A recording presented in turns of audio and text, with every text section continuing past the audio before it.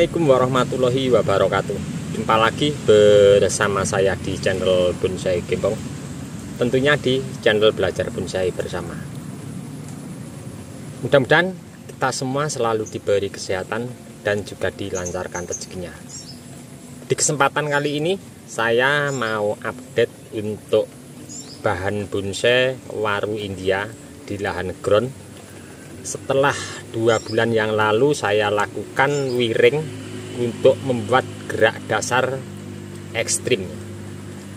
Ke depan bahan ini mungkin akan saya bikin sedikit gayanya ekspresi ya. Nah, kemarin sore sempat saya cek bahannya, nyampe sedikit lupa ya, karena banyak sekali rumput yang tumbuh dan hanya terlihat daunnya saja. Setelah saya cek, wah perlu penanganan tahap lanjutan. Tidak usah panjang lebar, langsung kita menuju ke bahannya seperti apa. Untuk bahannya ada jauh di sebelah sana, di semak-semak, nyampe terlihat cuman daunnya. Nanti kita lihat mendekat. Nah, karena apa nyampe belum saya tangani untuk saya pribadi, soalnya tenaga juga sendiri ya.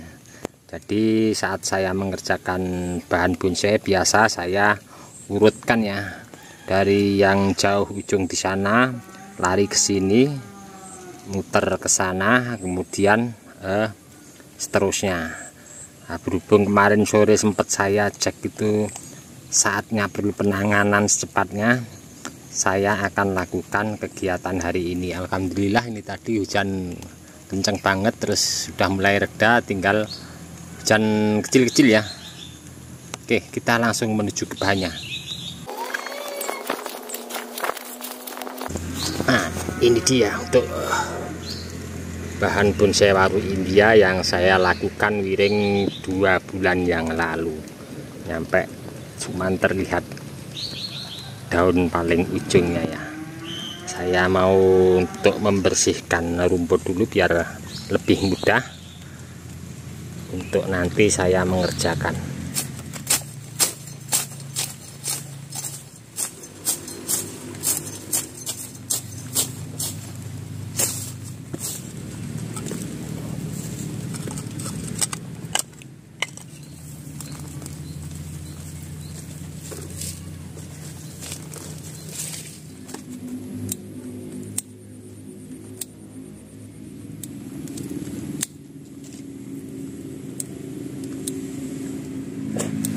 Terlihat sudah nampak jelas untuk bahannya setelah saya bersihkan keseluruhan rumputnya ya.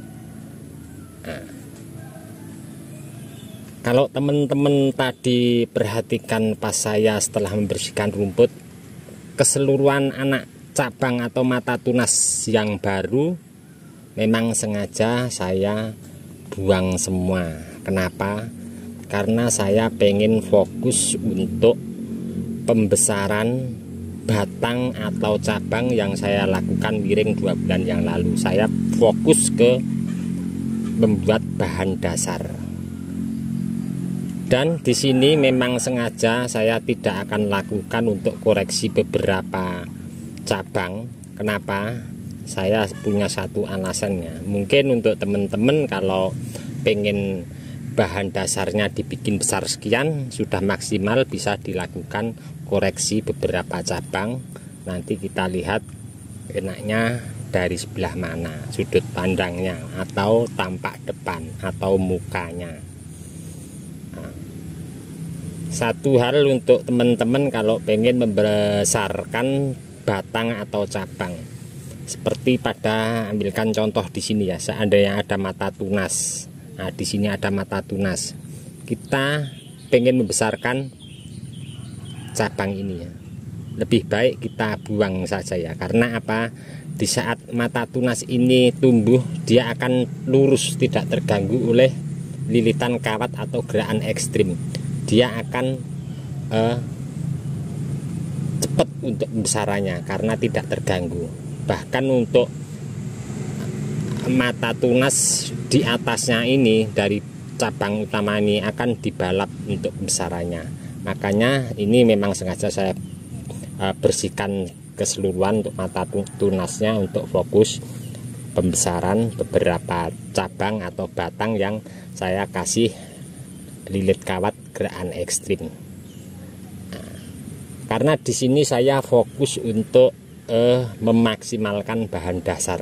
Untuk koreksi nanti mungkin akan mudah kalau bahan ini sudah menjadi maksimal, besar batang sudah sesuai yang seperti inginkan. Dan saya rasa ini nanti kalau besarnya kurang lebih sekian ya untuk batang utama di bawah, mungkin ini akan menjadi liuan yang ekstrim, bahkan akan bisa rapat.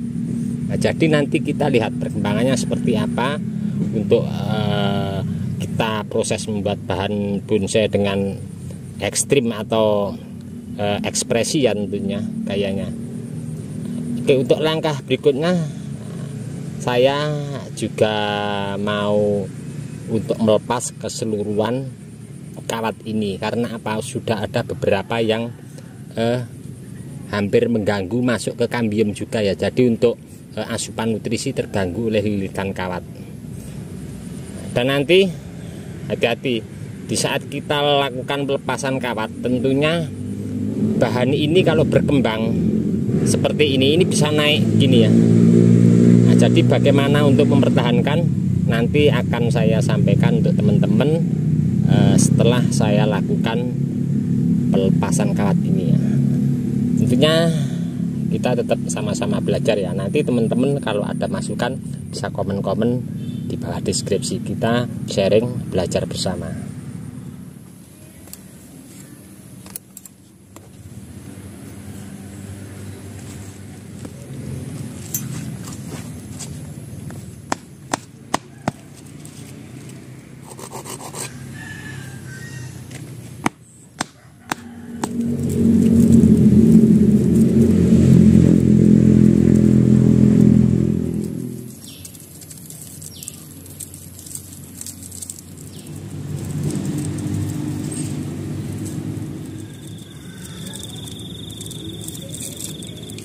Di sini selesai ya saya kerjakan untuk setelah 2 bulan yang lalu saya lakukan membuat gerak dasar miring.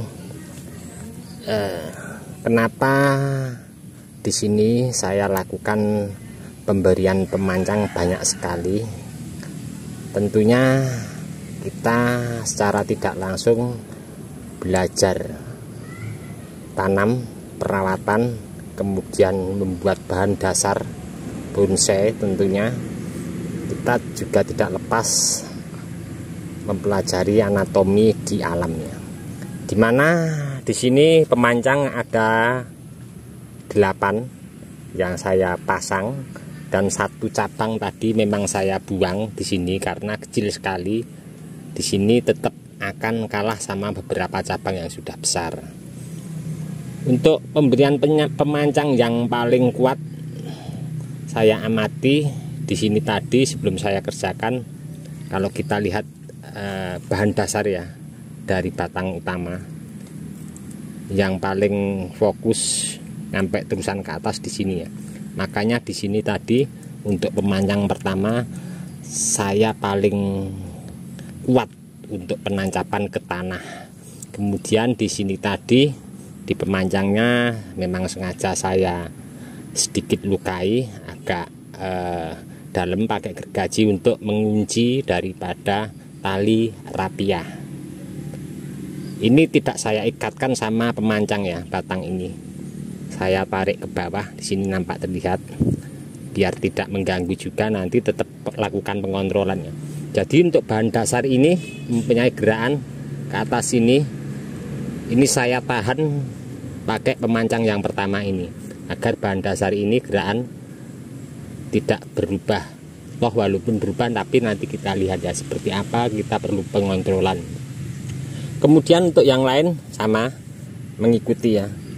Nah, seperti ini keseluruhan cabang, tapi hati-hati untuk penempatan atau pemberian pemancang, kita juga harus perhatikan untuk situasi kondisi kita lihat dari atas ya tentunya. Nah, coba lihat untuk kondisi pemberian pemancang ini, terus arahan dari beberapa cabang yang nanti saya besarkan biar maksimal untuk pembesarannya. Jadi kita tetap lakukan agar nanti ke depan kalau beberapa cabang ini mulai tumbuh tidak menghalangi cabang-cabang yang lain yang kita gerakkan, agar matahari bisa menembus ke bawah mengenai beberapa batang-batang yang kita lakukan pembuatan gerakan dasar yang ekstrim. Ini kondisi kita lihat dari posisi atas, dimana kita berproses. Tentunya kita harus banyak belajar juga memahami anatomi di alam tumbuhan, di alam liar tentunya. Dan saya di sini juga mencoba, dan terkadang ada juga contoh banyak sekali ya, bonsai yang sudah jadi ataupun yang sudah matang, banyak sekali sering mengalami mati ranting posisi di bawah, ataupun bahkan bisa cabangnya mati di bawah.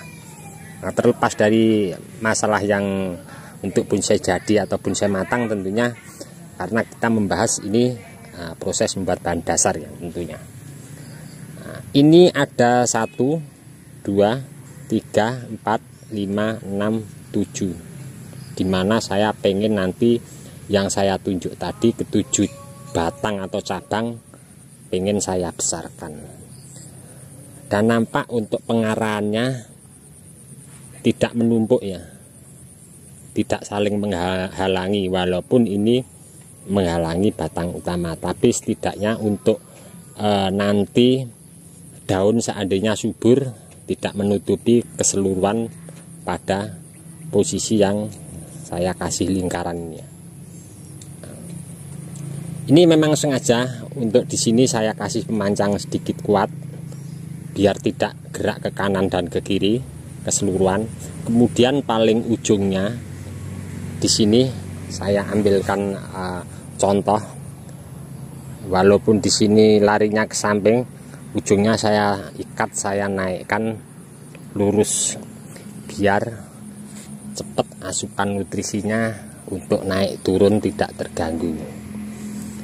Nah, jadi untuk teman-teman apabila mau membuat bahan dasar ataupun kita berproses membuat bahan bonsai ekstrim ataupun yang lain, tentunya untuk pengarahan ini sangat penting ya di saat kita mau melakukan pembesaran batang atau cabang. Jadi kalau bisa seperti kondisi saat ini saya kerjakan, tentunya nanti kalau atas rimbun biar tidak saling menghalangi ke batang-batang yang lain. Nah, ini tadi sedikit ya apa yang saya sampaikan. Saya mohon maaf kalau penjelasannya kurang pas atau kurang tepat, karena kita tetap berproses, belajar dan mencoba. Nantikan terus untuk nanti seperti apa membuat bahan dasar bonsai waru India Melayu ekstrim ini. Insya Allah nanti akan selalu saya update untuk teman-teman. Untuk teman-teman yang selalu menyimak, mensupport di video saya ucapkan banyak-banyak terima kasih. Tidak bisa saya sebutkan satu persatu. Dan untuk teman-teman yang komen-komen di bawah deskripsi mungkin tidak bisa saya tanggapi satu persatu juga, saya mohon maaf, mungkin karena waktu juga keadaan saya tidak bisa menanggapi satu persatu ya. Mudah-mudahan di video saya sebelumnya selalu memberi inspirasi, motivasi, semangat untuk teman-teman terus berkarya dan berbudidaya entah di bahan bonsai apapun. Cukup sekian dulu dari saya di channel Bonsai Gembong.